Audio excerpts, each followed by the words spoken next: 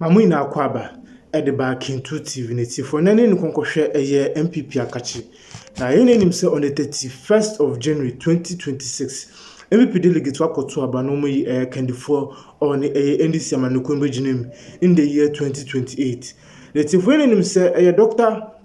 Agyapong, Dr. Kenedy Agyapong, His Excellency Dr. Agyapong, Memu in Ejinema, Amoyam camping the den, Ayasam Ketua, Dr. Matthew Poku Prempeso, Adjoine Ayora, Dr. Agyapong, campaign for oil campaign at the Buano, and after Sarima Bamiasu Samujinema, Moya campaigns Ahudo. Send a delegates in those to consider more various aspirants, Mutumi, Erini, Abatuana, Ebayenimo.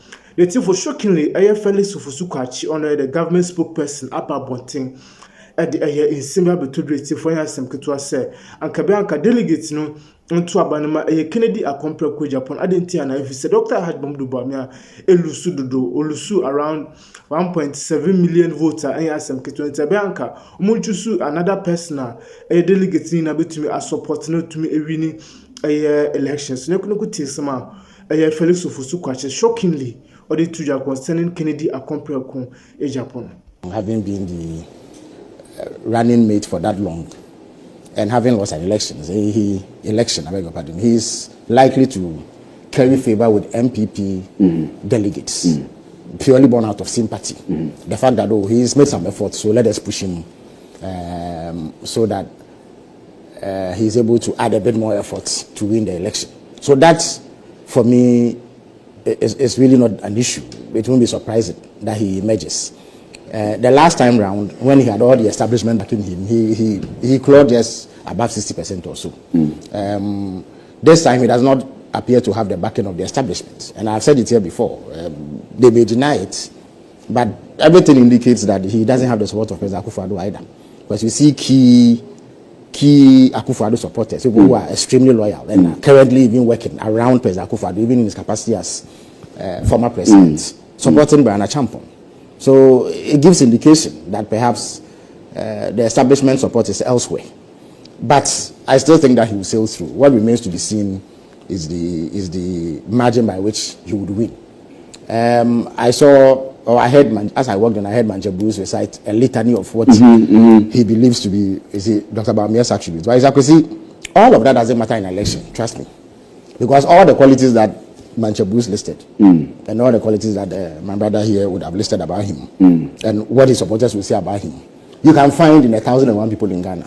So those qualities don't set him apart from anybody else who wants to contest elections.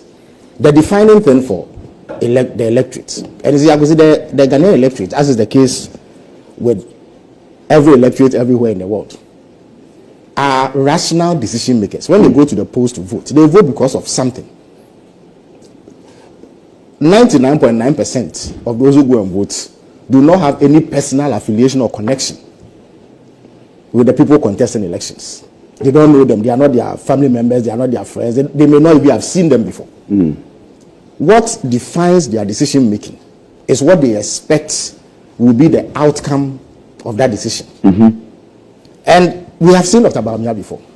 They touted his credentials. Indeed, they attribute every policy implemented by the NPP government to him. They say that he implemented 33 policies. Is that not the case? But it's when you put all of those together, the outcome was that they bankrupted the economy. We couldn't pay our debt. Our currency nosedived. There was extreme hardships. They couldn't pay bondholders. We defaulted on our debts. The economy was in a mess. Cost of living was high. People were suffering. And in the particular case of Dr. Bamiya, he is the one that the NPP used to front their economic campaign. So everybody knows that he was the man responsible for running the economy. Indeed, that is what President Akufo-Addo told the people of Ghana. Because around 2018 or so, when they thought that there were some economic achievements to talk about, President Akufo-Addo, and I believe my brother was in parliament at the time, 2017, State of the Nation address, President Akufo-Addo categorically... I was then not in parliament. Okay, sorry about that. President Akufo-Addo, but there's a house of record, so you will find it when you go into the Hansard.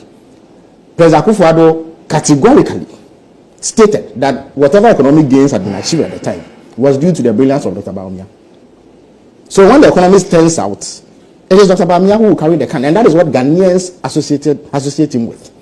So when he appears on the ballot as the NDC candidate, all that Ghanaians will do will be to compare their living conditions, their living standards, what they are going through, the state of the economy, with what Dr. Bawumia bequeathed them. And I have said it before and I'll repeat it. For as long as this economy does better than what Dr. Bawumia superintended, I do not see how Ghanaians will entrust him with power, because what will be the basis for doing so? Especially when voters are rational decision. You forget about the, what do you call it? The hardcore party supporters, NDC, NPP.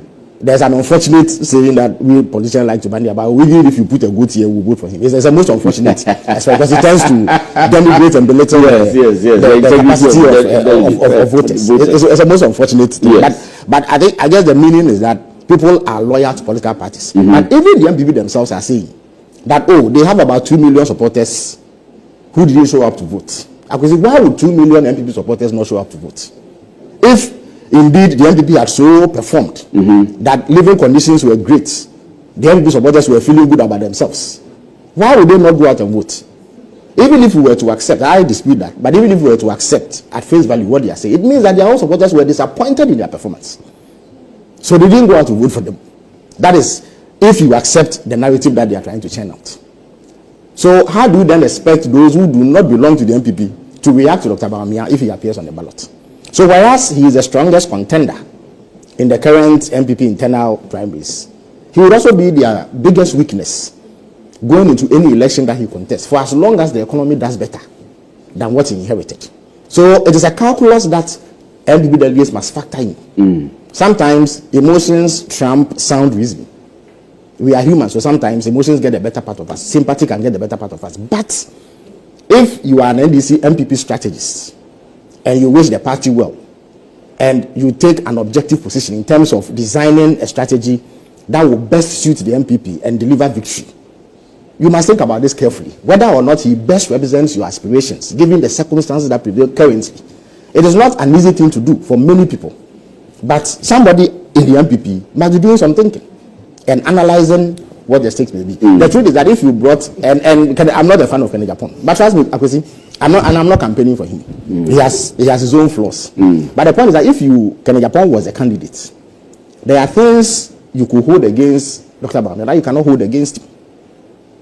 At the very least, he is on record to have publicly disagreed and criticized his own party over some of the economic policies. He has that on record. Dr. Bawumia, on the other hand, was vociferously defending that record and projecting it as reason why he should be voted for. So whereas Agyapong can distance himself from the poor NPP performance, Dr. Bawumia cannot. But what would he campaign on? No. It doesn't matter. You see, he can campaign on his own steam.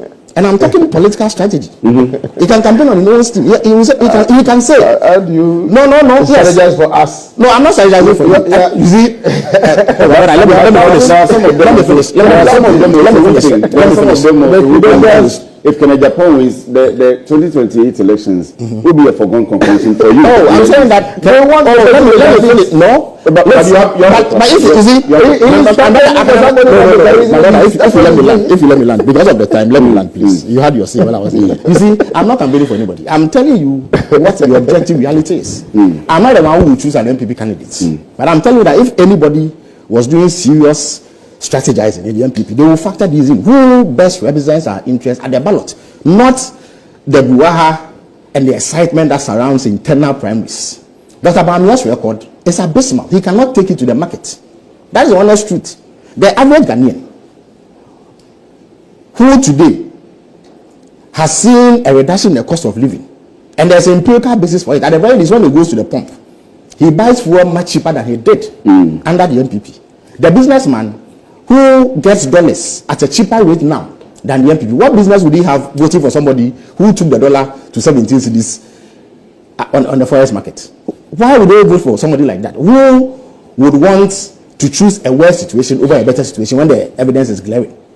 But if you bring others, they may be able to say that we disagreed with this. I wasn't part of this. My record shows that I even, at the time we were in power, told my people that they were on the wrong path. They didn't listen to me. Not that in itself will carry you. Because ultimately, the decision to vote for a party or one party or the other is premised. And Ghanaians have shown